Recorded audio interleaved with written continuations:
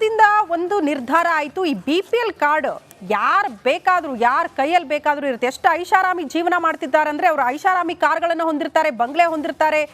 ಇಷ್ಟೆಲ್ಲ ಇದ್ರೂ ಕೂಡ ಅವ್ರ ಹತ್ರ ರೇಷನ್ ಕಾರ್ಡ್ ಯಾವ್ದಿರುತ್ತೆ ಅಂದ್ರೆ BPL ಕಾರ್ಡ್. ಐಷಾರಾಮಿ ಕಾರಲ್ಲೇ ಬಂದು ಅಕ್ಕಿ ತಗೊಂಡು ಹೋಗ್ತಾರೆ. ಸೊ ಇದನ್ನೆಲ್ಲ ನಾವು ಸರಿ ಮಾಡಬೇಕು ಅಂತ ಸರ್ಕಾರ ಏನೋ ನಿರ್ಧಾರ ತಗೊಳ್ತು. ಬಟ್ ಅದು ಎಷ್ಟು ಮಟ್ಟಿಗೆ ಸರಿಯಾಗಿ ಇಂಪ್ಲಿಮೆಂಟ್ ಆಗಿದೆ ಅನ್ನೋದೇ ಪ್ರಶ್ನೆ. ಕಾರಣ ಬಡವರು ಈಗ ಪರದಾಡುವಂತಹ ಪರಿಸ್ಥಿತಿ. ಸರ್ಕಾರದಿಂದ ರೇಷನ್ ಕಾರ್ಡ್ ಬಾಂಬ್, ಜನ ಕಂಗಾಲಾಗ್ಬಿಟ್ಟಿದ್ದಾರೆ. ಹಾವೇರಿಯಲ್ಲಿ ಟೈಲರ್ ಕುಟುಂಬದ ರೇಷನ್ ಕಾರ್ಡ್ ಕೂಡ ಕ್ಯಾನ್ಸಲ್ ಆಗ್ಬಿಟ್ಟಿದೆ. ಕಾರ್ಡ್ ರದ್ದಾಗಿದ್ದಕ್ಕೆ ರಿಪಬ್ಲಿಕನ್ ಮುಂದೆ ಅವರು ಕಣ್ಣೀರು ಹಾಕ್ತಿದ್ದಾರೆ. ರೇಷನ್ ಪಡಿತಾ ಇಲ್ಲ ಅನ್ನೋ ಕಾರಣ ನೀಡಿ ಕ್ಯಾನ್ಸಲ್ ಮಾಡಿದ್ದಾರಂತೆ. ದೇವಿ ಹೊಸೂರು ಗ್ರಾಮದ ಕೀರ್ತಿ ವಿಠಲ ಕುಟುಂಬ ಈಗ ಕಂಗಾಲಾಗಿದೆ. 2 ತಿಂಗಳ ಹಿಂದೆ ಬಡ ಕುಟುಂಬದ BPL ಕಾರ್ಡ್ ಕೂಡ ರದ್ದಾಗಿದೆ. ರೇಷನ್ ಕಾರ್ಡ್ ಮೂಲಕ ಗೃಹಲಕ್ಷ್ಮಿ ಹಣ ಕೂಡ ಪಡಿತಾ ಇದ್ರು. ಈಗ ಅದು ಕೂಡ ಸ್ಟಾಪ್ ಆಗುತ್ತೆ. ಏಕಾಏಕಿ ಕಾರ್ಡ್ ರದ್ದಾಗಿದ್ರಿಂದ ಸಂಕಷ್ಟದಲ್ಲಿ ಸಿಲುಕಾಕಿಕೊಂಡಿದೆ ಕುಟುಂಬ.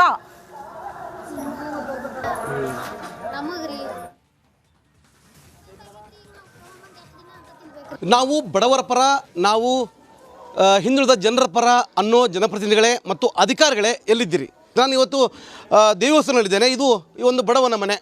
ಇದು ವಿಠಲ್ ಅನ್ನೋ ಒಬ್ಬ ವ್ಯಕ್ತಿಯ ಮನೆ. ಇದು ವಿಠಲ್ ದಾಮೋದರ್ ಅನ್ನೋ ವ್ಯಕ್ತಿಯ ಮನೆ. ಮೊದಲೇ ಬಡಬಡತನ, ಪತ್ನಿ ಟೈಲರಿಂಗ್ ಕೆಲಸ ಮಾಡಿದ್ರೆ ಮಾತ್ರ ಜೀವನ ನಡೆಯುವಂಥದ್ದು. 2 ಮುದ್ದಾದ ಮಕ್ಕಳು, ಒಂದು ಹೆಣ್ಣು ಒಂದು ಗಂಡು ಮಕ್ಕಳಿದ್ದಂಥವ. ಸದ್ಯಕ್ಕೆ ಅವರು ಇದೊಂದು ಚಿಕ್ಕ ಮನೆಯಲ್ಲಿ ಜೀವನ ಮಾಡ್ತಿರುವಂಥದ್ದು. ಇದು ಅವರ ರೇಷನ್ ಕಾರ್ಡ್, ವಿಠಲ್ ದಾಮೋದರ್ ಅನ್ನುವಂಥ ವ್ಯಕ್ತಿಯ ರೇಷನ್ ಕಾರ್ಡ್ ಇದು. ಅವರ ಪತ್ನಿ ಕೀರ್ತಿ, ಅವ್ರಿಗೆ 2 ಮುದ್ದಾದ 2 ಮಕ್ಕಳಿದ್ದಾರೆ ಮತ್ತು ಅವರ ವಿಠಲ್ ಕೂಡ ಜೊತೆಗಿದ್ದಾರೆ. ಅವರ ಕಾರ್ಡ್ ಇದು, BPL ಕಾರ್ಡ್ ಇದು. ಈ ವಿಠಲ್ ಅವರ ಈ ಕಾರ್ಡು ಸದ್ಯ ಈಗ ರದ್ದಾಗಿದೆ ಅಂತಕ್ಕಂಥದ್ದು ಅವ್ರಿಗೆ ತಿಳಿದಾಗಿದೆ. ಈಗ ಸದ್ಯಕ್ಕೆ ಅವ್ರಿಗೆ ರೇಷನ್ ನೀವು ತೊಗೊಂಡಿಲ್ಲ ಅನ್ನೋ ಒಂದು ಕಾರಣವನ್ನು ಹೇಳಿ ರದ್ದು ಮಾಡಿರೋಂಥದ್ದು. ಅವ್ರನ್ನ ಕೇಳ್ತಾ ಹೋಗ್ತೀನಿ. ಕೀರ್ತಿ ಅವರೇ, ನಿಮ್ಮ ಹತ್ರ ರೇಷನ್ ಕಾರ್ಡ್ ಇದೆ, ಇದೇ ಊರು ಗ್ರಾಮಸ್ಥರು. ನೀವು ಎಷ್ಟು ವರ್ಷದಿಂದ ಜೀವನ ಮಾಡ್ತಿದ್ದೀರಿ? ನಾವು 13 ವರ್ಷ ಆಯ್ತು ರೀ ಜೀವನ ಮಾಡಕ್ಕೆ ಕುಂತ್ರಿ. ನಂಗೆ 2012 ರೇಷನ್ ಕಾರ್ಡ್ ಬಂದಿತ್ತು ರೀ. ಕೂಲಿ ಕೆಲಸ, ನಮ್ದು ಹೊಲ ಇಲ್ಲ, ಏನಿಲ್ಲ. ಯಜಮಾನ್ರು ದುಡಿಬೇಕು, ಮಾಡಬೇಕು. ಅವರು ಮಾನಸಿಕ ತಜ್ಞನವರು, ಮಾನಸಿಕದ ಗುಳಿಗೆ ಒಂದು ತೊಗೋತಾರೆ ರೀ ಅವರು. ಹಳ್ಳಿ ಮಕ್ಕಳು, 2 ಮಕ್ಕಳು. ನನಗೆ ರೇಷನ್ ಕಾರ್ಡ್ ಬಂದಾದರೆ ದವಾಖಾನಿಗೆ ಅದಕ್ಕೆ ಬೇಕು. ರೇಷನ್ ಕಾರ್ಡ್ ಎಲ್ಲ ಬಂದಾಗ್ಬಿಟ್ಟೈತೆ ರೀ. ತಹಸೀಲ್ದಾರ್ ಆಫೀಸ್ಗೆ ಹೋದ್ರೆ ಆಗಲಿಲ್ಲ, ಅದು ಮ್ಯಾಲಿಂದ ತೆಗ್ದಿಲ್ಲ ಅಂತಾರೆ. ಈಗ ನಾವು ರೇಷನ್ ಎಷ್ಟು ಅಂತ ಕೊಂಡು ತರೋದಾಕೈತೆ ರೀ. ಕೊಂಡು ತರೋದು ಜೀವನೋಪಾಯಕ್ಕೆ ಏನು ಮಾಡ್ತೀರಮ್ಮ ಸದ್ಯಕ್ಕೆ? ಈಗ ದುಡ್ಡು ಕೊಡ್ತಾರೆ ಅದ್ರಿ, ಇವ್ರ ಕಡೆ ಇಸ್ಕೊಂಡು ತಿಂದಿದ್ದೇವ್ರಿ. ಈಗ ಚಾಲು ಆಗಿದ ಮ್ಯಾಗ ಅವ್ರಿಗೆ ಕೊಡ್ಬೇಕ್ರಿ. ಮತ್ತು ನಾವು ಸಾಲ ಮಾಡಿದ್ರಿ ಸದ್ಯಕ್ಕೆ. ಈಗ ಸರ್ಕಾರದಿಂದ ಬರೋ ರೇಷನ್ ಸಿಗ್ತಿಲ್ಲ, ಒಂದು ಕಡೆ ಕಾರ್ಡು ಬಂದಾಗೈತಿ. ಈಗ ಭಾಳ ಕಷ್ಟ ಆಗತ್ತೆ ಜೀವನ. ನಮ್ಗೆ ರೇಷನ್ ಇಲ್ದಕ್ಕೆ ಕಷ್ಟ ಆಗೈತ್ರಿ. ಇವ್ರ ಕಡೆ ಇಸ್ಕೊಂಡು ತಿನ್ನೋದಾಗೈತ್ರಿ. ಹಿಂಗೆ ಈಗ ಕಾರ್ಡ್ ಬಂದ್ ಮಾಡಿದ್ರು ಅಂತ ಹೇಳಿದ್ರಿ. ತಾವು ಎಲ್ಲಿ ಹೋದ್ರಿ? ರೇಷನ್ ತೊಗೊಂಡಿದ್ರಿ ಅಂತ ಎಲ್ಲಿ ಕೇಳಿದ್ರಿ? ಎಲ್ಲಿ ಲೆಟರ್ ತೊಗೊಂಬಂದ್ರಿ? ಯಾರಿಗೆ ಮುಟ್ಸಿದ್ರಿ ಅದನ್ನು? ತಹಸೀಲ್ದಾರ್ ಆಫೀಸಿಗೆ ಹೋದಿರಿ. ತಹಸೀಲ್ದಾರ್ ಆಫೀಸ್ನಾಗ ಅಲ್ಲೇ ಬರ್ಸ್ಕೊಂಡು ಅಲ್ಲಿ ಕೊಟ್ಟಿರಿ ಅವ್ರಿಗೆ. ಅವ್ರು ಬಂದಾಗೈತಿ, ಮ್ಯಾಲಿಂದ ಬರಲಿ, ಅವ್ರ ಕಡೆ ಅರ್ಜಿ ಬರ್ಸ್ಕೊಂಡು ಕೊಟ್ಟಿರಿ. ನಾವು ಸಹಿ ಮಾಡಿಕೊಟ್ರು, ಬರ್ತೈತಿ ಅದು ಜಗ್ಗಿ 3 ತಿಂಗಳೇ ನಾವು ಅಡ್ಡಾಡಿದೀವಿ ರೀ. ರೇಷನ್ ಕಾರ್ಡ್ ಬಂದಿಲ್ಲ ಅಂತ. ನಾವು ರೇಷನ್ ಕಾರ್ಡ್ ಬಂದಿಲ್ಲ ಅಂದ್ರೆ ಏನು ಮಾಡ್ಬೇಕು? ಮ್ಯಾಲೆ ಬಂದ್ ಮಾಡಿದ್ದಾರೆ, ನೀವು ರೇಷನ್ ಕಾರ್ಡ್ ಚಾಲು ಆದಾಗ ಬರ್ರಿ ಅಂತಂದು ಹೊಳ್ಳ ಕಳಿಸಿದಾರೆ ರೀ ಅವರು. ಮತ್ತೀಗ ಗ್ಯಾರಂಟಿ ಯೋಜನೆಗಳನ್ನು ನೀಡಿದ್ರು, ಸರ್ಕಾರಿ ಬಸ್ ಉಚಿತ ನೀಡಿದ್ರು, ತಮಗೆ ತಿಂಗಳು 2,000 ರೂಪಾಯಿ ಕೊಡೋ ವ್ಯವಸ್ಥೆ ಮಾಡಿದ್ರು, ಗೃಹ ಜ್ಯೋತಿ ಅಂತ ಕೊಟ್ಟರು, ವರ್ಕೌಟ್ ಮಾಡಿದ್ರು. ಈಗ ಇಂತಿದ್ದ ಪ್ರಯತ್ನ ಮಾಡ್ತಾ ಇದಾರೆ ಅಂತ ಹೇಳಿ ಆರೋಪ ಆಗ್ತಾ ಇದೆ. ಈ ಬಗ್ಗೆ ಏನು ಹೇಳ್ತೀರಿ?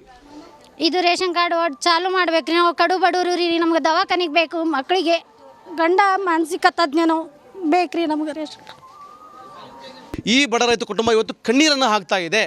ಸಿಗುವ ಒಂದು ತುತ್ತು ಅನ್ನಕ್ಕೂ ಸರ್ಕಾರ ಕಲ್ಲು ಹಾಕ್ತಾ ಹಾಗಾದರೆ ಅನ್ನೋದು ಈ ಕುಟುಂಬ ಹೇಳ್ತಿರೋದು. ಇನ್ನಾದರೂ ಸರ್ಕಾರ ಇದನ್ನು ಪರಿಷ್ಕರಣೆ ಮಾಡೋದನ್ನು ನಿಲ್ಲಿಸಿ ಎಲ್ಲ ರೀತಿಯ ರೇಷನ್ ತೊಗೊಂಡ್ರು ಕೂಡ ಕಾರ್ಡನ್ನು ಬಂದ್ ಮಾಡಿದರೆ ಇದನ್ನು ಎಚ್ಚೆತ್ತುಕೊಂಡು ಅಧಿಕಾರಿಗಳು ಸರಿಪಡಿಸಲಿರೋದು ನಮ್ಮ ಆಶೆ ಅಂತ ಹೇಳ್ಬೋದು. ಕ್ಯಾಮ್ರಾ ಪರ್ಸನ್ ಶಂಕರ್ ಜೊತೆ Maruti BM, republic TV Kannada, Haveri.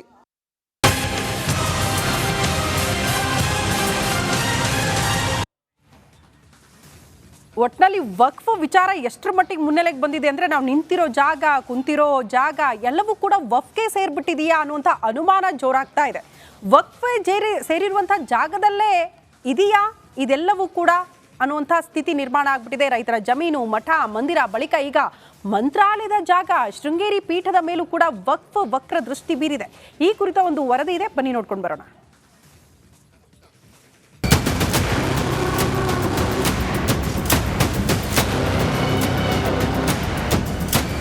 ವಕ್ಫ್ ಮಂತ್ರಾಲಯ ಜಾಗ ಯಾರು ಕೊಟ್ಟವರು? ಅದೋ ನೀನು ನವಾಬರು ಕೊಟ್ಟಂತ ಜಾಗ ಅದು.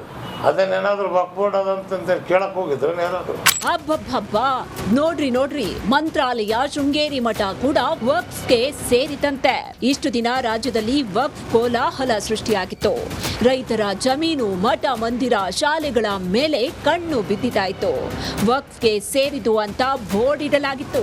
ಇದರ ವಿರುದ್ಧ ಜನಾಕ್ರೋಶ ಭುಗಿಲೆದ್ದ ಹಿನ್ನೆಲೆ ನೋಟಿಸ್ ಅನ್ನ ತಡೆ ಹಿಡಿಯಲಾಗಿದೆ. ಇದೀಗ ರಾಯರ ಮಠ, ಶೃಂಗೇರಿ ಮಠವು ವಕ್ಫ್ಗೆ ಸೇರಿದ್ದು ಅಂತ ಸಿಎಂ ಇಬ್ರಾಹಿಂ ಹೇಳಿದ್ದಾರೆ. ಮಂತ್ರಾಲಯಕ್ಕೂ ತಟ್ಟಿದ ವಕ್ಫ್ ಬೋರ್ಡ್ ಬಿಸಿ. ಸ್ವಾಮಿ ಮಠಕ್ಕೆ ಜಾಗ ಕೊಟ್ಟಿದ್ದು ಅಧೋನಿ ನವಾಬ. ಮಂತ್ರಾಲಯದ ಶ್ರೀ ರಾಘವೇಂದ್ರ ಸ್ವಾಮಿಗಳ ಮಠಕ್ಕೆ ಜಾಗ ನೀಡಿದ್ದೇ ಅಧೋನಿ ನವಾಬರು ಅಂತ ಸಿಎಂ ಇಬ್ರಾಹಿಂ ಸ್ಫೋಟಕ ಹೇಳಿಕೆಯನ್ನ ಕೊಟ್ಟಿದ್ದಾರೆ. ಈಗ ವಕ್ಫ್ ಮಂತ್ರಾಲಯ ಜಾಗ ಯಾರು ಕೊಟ್ಟವರು? ಅಧೋನಿ ನವಾಬರು ಕೊಟ್ಟಂಥ ಜಾಗ ಅದು. ಅದನ್ನೇನಾದರೂ ವಕ್ಫ್ ಬೋರ್ಡ್ ಅದಂತ ಕೇಳಕ್ಕೆ ಹೋಗಿದ್ರು ಯಾರಾದರೂ? ರಾಘವೇಂದ್ರ ಸ್ವಾಮಿಗಳು ಬಂದಾಗ ಅಧೋನಿ ನವಾಬ್ಗೆ ಹೇಳಿದ್ರು ನಮ್ಮ ಬೃಂದಾವನಲ್ಲಿ ಮಾಡ್ತೀವಿ ಅಂದಾಗ ಆ ಊರು ಖಾಜಿ ಕೊಟ್ಟಂಥ ಜಾಗ ಕ್ಯಾನ್ಸಲ್ ಮಾಡಿ ಅಧೋನಿ ನವಾಬರು ಆ ಜಾಗನ ಅವ್ರಿಗೆ ಕೊಟ್ಟರು. ಮಂತ್ರಾಲಯ ಸ್ವಾಮಿಗಳು ಹೇಳ್ತಾರೆ ಇದನ್ನು, ಹೌದು ನಿಜ. ಇಷ್ಟಕ್ಕೆ ಸುಮ್ಮನಾಗದ ಸಿಎಂ ಇಬ್ರಾಹಿಂ ಶೃಂಗೇರಿ ಶಾರದಾ ಮಠದ ಮೇಲೆ ದಾಳಿ ನಡೆದಾಗ ಟಿಪ್ಪು ಸುಲ್ತಾನ್ ಸೈನ್ಯ ಕಳಿಸಿದ್ದ, ಮತ್ತೆ ಶಾರದಾ ಪೀಠ ಸ್ಥಾಪನೆ ಮಾಡಿದ್ದ ಅಂತಲೂ ಹೇಳಿದ್ದಾರೆ. ಶೃಂಗೇರಿ ಶಾರದಾ ಪೀಠದ ಮೇಲೆ ಪೇಶ್ವಾಗಳು ದಾಳಿ ಬಂದಾಗ ಟಿಪ್ಪು ಸುಲ್ತಾನರು ಸೈನ್ಯ ಕಳಿಸಿ ಮತ್ತೆ ಪುನಃ ಶಾರದಾ ಪೀಠವನ್ನು ಸ್ಥಾಪನೆ ಮಾಡಿದರು. ಕೋಲಾಹಲ ಎದ್ದಿರುವ ಹೊತ್ತಲ್ಲೇ ಸಿಎಂ ಇಬ್ರಾಹಿಂರ ಈ ಹೇಳಿಕೆ ಭಾರಿ ಚರ್ಚೆಗೆ ಗ್ರಾಸವಾಗಿದೆ. ಇವರು ಹೀಗೆ ಹೇಳಿದ್ರು ಅಂತ ಇದರ ಮೇಲೆ ವಕ್ರ ದೃಷ್ಟಿ ಬೀಳದಿದ್ರೆ ಸಾಕು. Bureau report, republic Kannada. ಶೆಟ್ರೆ, ನಾವು ಕೂತಿರೋ ಜಾಗ ವಕ್ಫ್ಗೆ ಸೇರಿಲ್ಲ ಅಲ್ಲ? ಅಲ್ಲ, ಅದು ಹೆಂಗಾಗ್ಬಿಡ್ತು ಅಂದ್ರೆ ನಿಜವಾಗಿ ಅದು ಎರಡೆರಡು ಕಥೆಗಳಿದೆ. ಅದು ಭಾರತ ಪಾಕಿಸ್ತಾನ ವಿಭಜನೆ ಆದಾಗ ಗೊತ್ತಲ್ವ, ಇಲ್ಲಿಂದ ಮುಸ್ಲಿಮರು ಹೋಗ್ಬೋದು, ಅಲ್ಲಿಂದ ಹಿಂದೂಗಳು ಬರ್ಬೋದು ಅಂತ. ಅಲ್ಲಿಂದ ಹಿಂದೂಗಳು ಬರ್ತಾರೆ. ಅಲ್ಲಿಂದ ಹಿಂದೂಗಳು ಬಂದಾಗ ಅನೇಕ ಜಾಗಗಳನ್ನ, ಕೆಲವು ಜಾಗಗಳನ್ನ ಇಟ್ಕೊಂಡಿದ್ದಾರೆ, ಇಲ್ಲ ಅಂತಲ್ಲ, ಅಲ್ಲಿಯ ಜಾಗಗಳನ್ನ ಇಲ್ಲಿಂದ ಹೋದ ಮುಸ್ಲಿಮರಿಗೆ ಕೊಟ್ಟರು ಅಂತೇಳಿ ಒಂದು ಹೇಳಲಾಗತ್ತೆ. ಅದು ಡಾಕ್ಯುಮೆಂಟೇಶನ್ ರೀತಿಯಲ್ಲ. ಇಲ್ಲಿದ್ದ ಜಾಗವನ್ನ ನೆಹರು ಅವರು ಅದೆಲ್ಲ ವಕ್ಫ್ಗೆ ಸೇರುತ್ತೆ ಅಂತ ಕೊಟ್ಟರು ಅಂತ ಒಂದು ವಾದ. ಎರಡನೇದಿಲ್ಲ, ಇದನ್ನ ಶತ್ರು ಆಸ್ತಿ ಅಂತೇಳಿ ಪರಿಗಣಿಸಲಾಗಿದೆ ಅಂತೇಳಿ ಎರಡು ವಾದ. ಅದು ಇನ್ನೋದ್ರ ಏಕದಮ್ ಕ್ಲಾರಿಟಿಗಳು ಸಿಗ್ತಾ ಇಲ್ಲ. ಯಾವ್ಯಾವ ದಾನ ಕೊಟ್ಟಿದ್ರು, ಮತ್ತೊಂದು ಕೊಟ್ಟಿದ್ರು, ಇದು ಈಗೆಲ್ಲ ಮಾತಾಡ್ತಾರೆ. ಇದು ಹೆಂಗೆ ವಕ್ಫ್ ಯಾರಾದರೂ ದಾನ ಕೊಟ್ಟಿದ್ರೆ ಅದು ವಕ್ಫ್ ಜಾಗ ಅಂತೇಳಿ. ಫಾರ್ ಎಕ್ಸಾಂಪಲ್, ನೀವು ನಿಜವಾಗಿ ಗೌರ್ಮೆಂಟ್ ಮಾಡಬೇಕಾಗಿರೋದು ಯಾವುದು ಗೊತ್ತಾ? ಇದು ನಿಮ್ಗೆ ಆಶ್ಚರ್ಯ ಆಗ್ಬೋದು.